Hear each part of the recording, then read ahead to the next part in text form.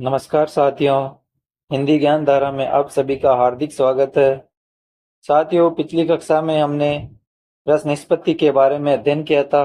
आज की कक्षा में हम साधारणीकरण के बारे में अध्ययन करेंगे। साधारणीकरण साधारणीकरण साधारणीकरण शब्द का सर्वप्रथम प्रयोग भट्टनायक ने 10वीं सदी ईसा पूर्वार्ध में रस निष्पत्ति संबंधी भरत मुनि के रस सूत्र की व्याख्या में किया था। इस साधारणीकरण शब्द का सबसे पहले प्रयोग आचार्य भट्टनायक ने आचार्य भरत मुनि द्वारा प्रतिपादित रस के सूत्र की व्याख्या में किया था। साधारणीकरण शब्द का अर्थ है सामान्यकरण, अर्थात जो साधारण नहीं है उसे साधारण बना देना। साधारणीकरण शब्द का अर्थ होता है कि जो सामान्यकरण, किसी भी वस्तु का सामान्यकरण हो जाना या सामान्य हो जाना, अर्थात जो साधारण नहीं है उसे साधारण बना देना ही साधारणीकरण कहलाता है। असाधारण का साधारण या विशेष का निर्विशेष हो जाना या कवि और पाठक की चित्तवृत्तियों का एक तान या एक लय हो जाना अथवा दोनों में मैं पर के द्वैत का दूर हो जाना ये साधारणीकरण है। असाधारण का साधारण या विशेष का निर्विशेष हो जाना या कवि और पाठक की चित्तवृत्तियों का एक तान या एक लय हो जाना अथवा दोनों में मैं पर यानी मेरा मेरा पराया अपना पराया मेरा पराया के द्वैत का दूर हो जाना ही साधारणीकरण है। कवि की भावना द्वारा पाठक या श्रोता के भावना का सामान्य भूमि पर पहुंच जाना ही सामान्यकरण कहलाता है। कवि की भावना द्वारा पाठक या श्रोता के भावों का सामान्य भूमि पर पहुंच जाना ही सामान्यकरण कहलाता है। साधारणीकरण किसका होता है? निसाधारणीकरण किसका होता है? स्थायी भावों का साधारणीकरण स्थायी भावों का होता है या विभाववादी का होता है या कवि की अनुभूति का होता है या आलम्बन धर्म का होता है या पाठक का होता है या पाठक या श्रोता के चित्त का होता है। तो हम आगे विस्तार से अध्ययन करेंगे कि साधारणीकरण किसका होता है। विभिन्न आचार्यों के मतों का अध्ययन करेंगे। विभिन्न आचार्यों के मत। भट्टनायक सबसे पहले साधारणीकरण के साधारणीकरण का मत आचार्य भट्टनायक ने दिया। साधारणीकरण के प्रवर्तक व प्रथम आचार्य है भट्टनायक। साधारणीकरण के प्रवर्तक, जन्मदाता व प्रथम आचार्य हैं। भट्टनायक ने साधारणीकरण विभाववादी का माना है, यानी भट्टनायक ने साधारणीकरण विभाववादी यानी विभाव अनुभव संचारी भावों का माना, यानी कि भट्टनायक ने साधारणीकरण विभाववादी का माना है। यह भावत्व का प्राण है जिसके द्वारा स्थायी भाव रस रूप में परिणत होता है। भट्टनायक यह भावत्व का प्राण है जिसके द्वारा स्थायी भाव रस रूप में परिणत होता है। साधारणीकरण रस से पूर्व की प्रक्रिया है। भट्टनायक ने साधारणीकरण को रस से पूर्व की प्रक्रिया माना है। भट्टनायक ने भावत्व व्यापार से साधारणीकरण माना है और निम्न परिभाषा दी है, यानी आचार्य भट्टनायक ने भावत्व व्यापार से साधारणीकरण माना और निम्न परिभाषा दी है। भावत्वं साधारणीकरणं तेन ही व्यापारेण विभावादये स्थायी च साधारणीक्रियन्ते। भट्टनायक ने काव्य के 3 व्यापार माने हैं। आचार्य भट्टनायक ने काव्य के 3 व्यापार माने हैं। पहला अभिधा, काव्यार्थ की प्रतीति। अभिधा माना है जिससे काव्य के अर्थ की प्रतीति होती है या जिसके काव्य के अर्थ की प्रतीति होती है। दूसरा भावत्व साधारणीकरण, भावत्व का साधारणीकरण माना है, भावत्व को साधारणीकरण माना है। और भोजकत्व रस का भोग माना है। विभाववादी विभाव, अनुभव, संचारी भाव तथा स्थायी भाव का भी साधारणीकरण होता है। आचार्य भट्टनायक ने कहा है कि विभाववादी विभाव, अनुभव, संचारी भाव तथा स्थायी भाव का भी साधारणीकरण होता है। साधारणीकरण के कारण सीता आदि विशेष पात्र कामिनी प्रतीत होने लगते हैं। साधारणीकरण के कारण सीता आदि विशेष पात्र न रहकर कामिनी के समान प्रतीत होने लगते हैं। साधारणीकरण में पात्र का विशेषत्व समाप्त हो जाता है। साधारणीकरण में पात्र का विशेषत्व समाप्त हो जाता है। तथा वह सामान्य लगते हैं। अभिनव गुप्त साधारणीकरण के द्वितीय आचार्य अभिनव गुप्त के मतानुसार विभाव आदि के स्थायी भाव का साधारणीकरण होता है। आचार्य अभिनव गुप्त के मतानुसार विभाव आदि के स्थायी भाव का साधारणीकरण होता है। सामाजिक की अनुभूति का भी साधारणीकरण होता है। अभिनव गुप्त ने सामाजिक की या सहृदय की अनुभूति का भी साधारणीकरण माना है। साधारणीकरण की सर्वप्रथम व्याख्या की आचार्य अभिनव गुप्त ने सबसे पहले साधारणीकरण की व्याख्या की। अभिनव गुप्त ने भट्टनायक के भावत्व भोजकत्व इन दो नए व्यापारों को अनावश्यक मानकर व्यंजनावृत्ति पर बल दिया। अभिनव गुप्त ने भट्टनायक के भावत्व भोजकत्व इन दो नए व्यापारों को अनावश्यक मानकर इनके स्थान पर व्यंजनावर्ती पर बल दिया। विभावन व्यापार अवधारणा अभिनव गुप्त की देन है। विभावन का व्यापार की अवधारणा अभिनव गुप्त की देन है। साधारणीकरण व्यक्तिक न होकर सामूहिक अनुभूति है। आचार्य अभिनव गुप्त ने साधारणीकरण को व्यक्तिगत या व्यक्तिक न मानकर सामूहिक क्रिया माना है और से सामूहिक अनुभूति का सामाजिक की अनुभूति का भी साधारणीकरण होता है। सामाजिक की अनुभूति का भी साधारणीकरण अभिनव गुप्त ने माना है। साधारणीकरण विभाव आदि का ही नहीं होता, स्थायी भाव का भी होता है। अभिनव गुप्त ने साधारणीकरण में विभाव आदि का ही नहीं माना, उन्होंने स्थायी भावों का भी साधारणीकरण माना है। विभाव आदि के स्थायी भाव का साधारणीकरण होता है। साधारणीकरण दो स्तर पर माना है। विभाव आदि का देश काल बंधन से मुक्त हो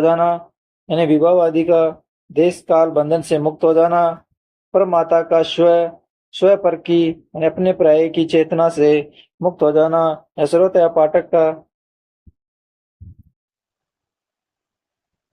अर्थात पाठक या श्रोता का अपने पर्याय की चेतना से मुक्त होना, ये साधारणीकरण है।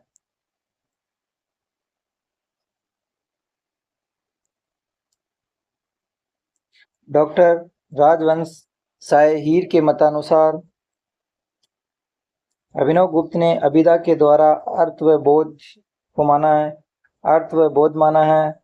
पुनः व्यंजना के विभावन व्यापार से विभावादि का साधारणीकरण माना है। ये डॉक्टर राजवंश साय हीर के अनुसार अभिनव गुप्त ने विभावन व्यापार से विभावादि का साधारणीकरण माना है। तदंतर व्यंजना व्यापार द्वारा रसानंद की प्राप्ति, डॉक्टर राजवंश साय हीर के अनुसार अभिनव गुप्त ने तदंतर व्यंजना व्यापार द्वारा रसानंद की प्राप्ति माना है और अभिनव गुप्त ने स्थायी भाव का साधारणीकरण भी माना है। राजवंश साय हीर के अनुसार अभिनव गुप्त ने स्थायी भाव का भी साधारणीकरण माना है। सहृदय के हृदय में स्थित स्थायी भाव का भी साधारणीकरण होता है। सहृदय के हृदय में भी स्थित स्थायी भाव का भी साधारणीकरण होता है, पर सहृदय का भी साधारणीकरण होता है, अर्थात सामाजिक की अनुभूति का साधारणीकरण होता है। अभिनव गुप्त ने सहृदय का भी साधारणीकरण माना है। आचार्य पंडित विश्वनाथ ने कहा कि परस न परसेति ममेति न ममेति च तदा स्वादे विभावादे परिच्छेदो न विद्यते, अर्थात विभावादि का अपने पर्याय की भावना से मुक्त हो जाना साधारणीकरण है। अर्थात विभाव अनुभव आदि का अपने पर्याय की भावना से मुक्त हो जाना साधारणीकरण है। आश्रय के साथ परमाता के तादात्म्य का साधारणीकरण, आचार्य विश्वनाथ ने आश्रय के साथ साथ परमाता यानी पाठक या श्रोता का परमाता के साथ तादात्म्य को साधारणीकरण माना है और इस पर विशेष बल दिया है। परमाता के साथ तादात्म्य को आचार्य विश्वनाथ ने विशेष बल दिया है। आलंबन, आश्रय और पाठक सभी का साधारणीकरण है। आचार्य विश्वनाथ ने आलंबन, आश्रय और पाठक सभी का साधारणीकरण माना है। चर विश्वनाथ ने आलम्बन, आश्रय और पाठक ने अर्थात सभी का साधारणीकरण माना है। पंडित जगन्नाथ की दृष्टि में साधारणीकरण तात्विक रूप से संभव नहीं है। पंडित जगन्नाथ कहा कि पंडित जगन्नाथ की दृष्टि में साधारणीकरण तात्विक रूप से संभव नहीं है। पंडित जगन्नाथ के अनुसार न साधारणीकरण कोई वस्तु है और न किसी का किसी के साथ साधारणीकरण होता है।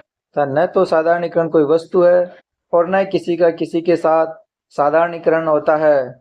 साधारणीकरण को भ्रम जनित कहते हुए इसके स्थान पर दोष दर्शन की स्थापना की। आचार्य पंडित जगन्नाथ ने साधारणीकरण को भ्रम जनित कहते हुए इसके स्थान पर दोष दर्शन की स्थापना की। पाठक को व्यंजनवर्ती से आलंबन विषय कृति का ज्ञान दोष दर्शन कहलाता है। आचार्य जगन्नाथ के अनुसार पाठक या श्रोता को व्यंजनवर्ती से आलंबन विषय कृति का ज्ञान होना दोष दर्शन कहलाता है।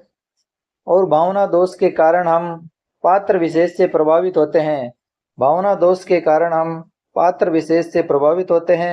और नायिका शकुंतला को साधारण रमणी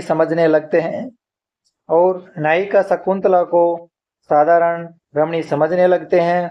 जब तक हम रसानुभूति में डूबे रहते हैं तब तक यह स्थिति बनी रहती है। अर्थात जब तक हम रसानुभूति में डूबे रहते हैं तब तक हम नायिका शकुंतला को रमणी समझते हैं, और जब यह स्थिति से बाहर निकलते हैं तो उसे शकुंतला समझने लगते हैं, नायिका समझने लग जाते हैं, और तब तक यह स्थिति बनी रहती है। केशव प्रसाद मिश्र सहृदय की चेतना का साधारणीकरण माना है। पंडित केशव प्रसाद मिश्र ने सहृदय की चेतना का साधारणीकरण माना है। अभिनव गुप्त के अद्वैत सिद्धांत पर साधारणीकरण की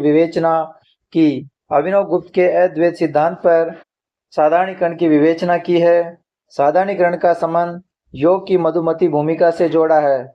केशव प्रसाद मिश्र ने साधारणीकरण का संबंध योग की मधुमती भूमिका से जोड़ा है। मिश्र के अनुसार मधुमती की भूमिका चित्त की ऐसी एक विशेष अवस्था है जिसमें वितर्क की सत्ता नहीं रह जाती है। अर्थात कवि और पाठक की चित्तवृत्तियां एक लय एक तान में स्थापित हो जाती है। यानी कि मधुमती की भूमिका एक ऐसी विशेष अवस्था है जिसमें वितर्क की सत्ता नहीं रह जाती है। अर्थात कवि और पाठक की चित्तवृत्तियां एक लय एक तान में स्थापित हो जाती है। पार्थक्य अनुभव को अपर प्रत्यक्ष भी कहते हैं। केशव प्रसाद मिश्र पार्थक्य अनुभव को अपर प्रत्यक्ष भी कहते हैं। मधुमती भूमिका योग के जिस दशा का नाम है, साहित्य में रस की उसी दशा का नाम साधारणीकरण है। अर्थात मधुमती भूमिका योग की जिस दशा का नाम है, साहित्य में रस की उसी दशा को साधारणीकरण कहते हैं। प्रभाव डॉक्टर श्याम सुंदर दास पर पड़ा। यानी केशव प्रसाद मिश्र के मधुमती भूमिका का प्रभाव डॉक्टर श्याम सुंदर दास पर भी पड़ा। आचार्य रामचंद्र शुक्ल जी ने आलंबन या आलंबनत्व धर्म का साधारणीकरण होना कहा है। शुक्ल जी ने आलंबन या आलंबनत्व धर्म का साधारणीकरण होना कहा है। आलंबन का अर्थ है भाव का विषय, आलंबन का अर्थ है भाव का विषय, आलंबन का अर्थ भाव का विषय बताया है। शुक्ल जी ने कालांतर में आलंबन के स्थान पर आलंबनत्व धर्म का प्रयोग किया। आलंबन के स्थान पे आलंबनत्व धर्म का प्रयोग किया। भाव का साधारणीकरण पहले वह कवि के भाव का विषय बनता है, फिर समस्त सहृदयों के भाव का विषय बनता है। भाव का साधारणीकरण पहले वह कवि के भाव का विषय बनता है और फिर समस्त सहृदयों के भाव का विषय बनता है। आश्रय से तादात्म्य तथा आलंबन का साधारणीकरण मानते हैं। आचार्य रामचंद्र शुक्ल आश्रय से तादात्म्य और तथा आलंबन का साधारणीकरण मानते हैं। और शुक्ल जी के विचारधारा पंडित विश्वनाथ से प्रभावित है। और आचार्य शुक्ल की यह विचारधारा आचार्य पंडित विश्वनाथ से प्रभावित है।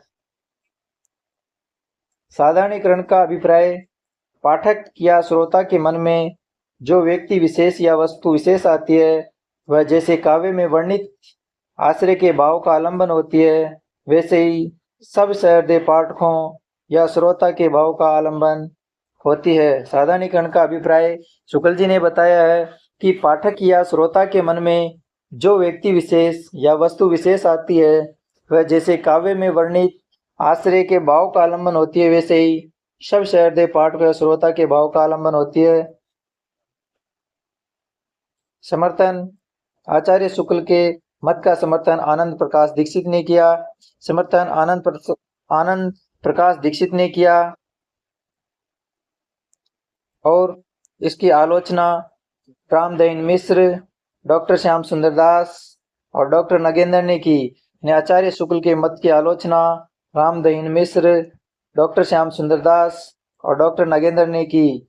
रामचंद्र शुक्ल ने चिंतामणि एवं रस मीमांसा तथा साधारणीकरण और व्यक्ति वैचित्यवाद नामक निबंध में साधारणीकरण पर विचार प्रकट किया। आचार्य रामचंद्र शुक्ल ने ग्रंथ चिंतामणि एवं रस मीमांसा तथा साधारणीकरण और व्यक्ति वैचित्यवाद नामक निबंध में साधारणीकरण पर विचार प्रकट किया है। बाबू गुलाब राय जी नाटकीय प्रपंच, नाटककार, प्रेक्षक सभी का साधारणीकरण मानते हैं। बाबू गुलाब राय जी ने नाटकीय प्रपंच, नाटककार, प्रेक्षक सभी का साधारणीकरण माना है। कवि, पाठक और भाव तीनों के साधारणीकरण पर विचार करने वाले तमाचार्य हैं। कवि, पाठक और भाव तीनों के साधारणीकरण पर विचार करने वाले प्रथम कवि है और प्रथम आचार्य हैं। कवि अपने व्यक्तित्व से ऊंचा उठकर साधारणीकृत हो जाता है। कवि अपने व्यक्तित्व से ऊंचा उठकर साधारणीकृत हो जाता है। वह लोक प्रतिनिधि होकर भावाभिव्यक्ति करता है। पाठक का साधारणीकरण, वह अपने पाठक अपने व्यक्तित्व के बंधनों को तोड़कर लोक सामान्य के भावभूमि में आ जाता है।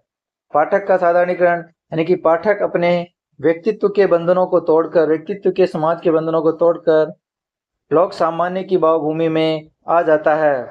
भाव का साधारणीकरण, इनमें भी अयम निज परों की भावना जाती रहती है और इस कारण उनमें लौकिक अनुभव की स्थूलता, कटुता, तीक्ष्णता और रुक्षता नहीं रहती है, सब समाप्त हो जाती है। आचार्य नंद दुलारे वाजपेयी कवि कल्पित समस्त व्यापार का साधारणीकरण माना है।